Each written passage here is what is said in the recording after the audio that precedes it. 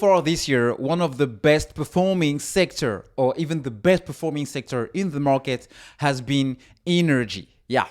As far as it hasn't been this much exposed, or talked in mainstream media. It is actually the case because if you see this chart I'm just sharing right now from Investopedia, you can see that these are the asset classes by year-to-date total return, and commodities are right there at 47.4%.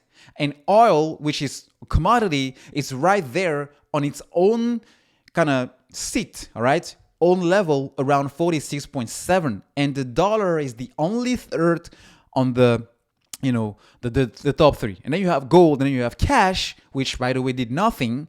I mean, savings banks are like peanut. And then you have other stocks, of course, at the bottom, Bitcoin, of course, at the bottom. Now, the reason why I'm sharing this is because I just got some information coming from, here the European leaders. They just agreed to partial embargo on Russian oil. Top official says move will effectively cut around 90% of oil imports from Russia to the EU by the end of the year. So it's a gradual / partial embargo on imports. All right.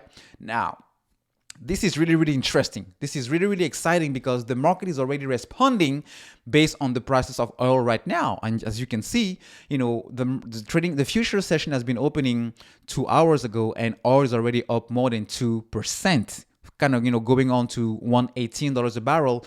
And some analysts on the sector have been predicting oil could end up this year around $150 to $200, somewhere even to $300.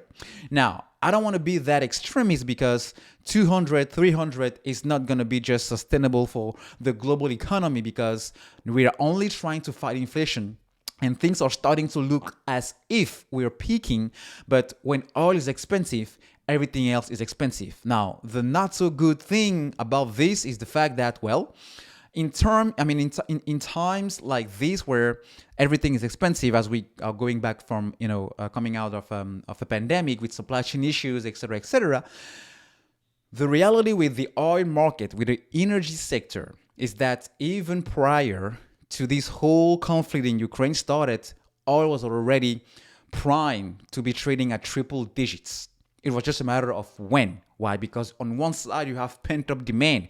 Have you looked at the amount of cars on the road starting this Memorial weekend? Have you looked at the bookings of people traveling this summer by air, by cruise, by car? It's incredible. This is this revenge spending around experiences. People have moved from buying stuff, and now they want to get experiences, going to Disney, going to places, traveling abroad, because this will be the very first time where people really have the freedom to meet and do travel as they want since 2019. So there is a revenge pent-up demand there. But at the same time, there is not enough, supply in terms of oil, especially this time around, because this is high season. This is peak season. It's summer. You have ACs running full blow. You have people traveling. Gas is already expensive, but I'm afraid it's going to be a lot more expensive. And you want to look at this in two ways, all right? As a consumer, it sucks. Yeah, it sucks because you're paying 60. Personally, here in Texas, I'm paying 65, 68 dollars to fill my gas tank when, last year I was paying 60% of that amount.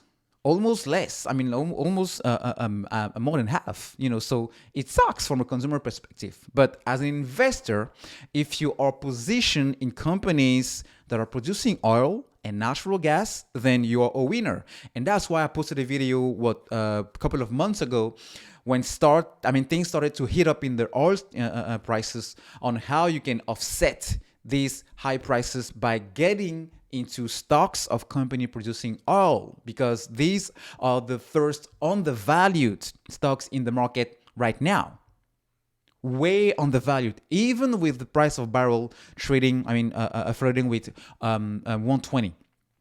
So I already shared with you guys some of the stocks that I've been buying, trading, investing in for the last, 2.5 years, 3 years, and I'm continuing to play those stocks based on the current structure of this energy market. And the news I'm just sharing with you now is going to be another catalyst into pushing those prices of those stock companies even higher. So I'm not going to get into the full blown, all of those stocks. I'm just going to put the recap of this video where you have all the details on which stocks you might be might want to buy, might want to be exposed, whether you want to invest, whether you want to trade, whether you want to swing trade, whatever is the perfect setup for you.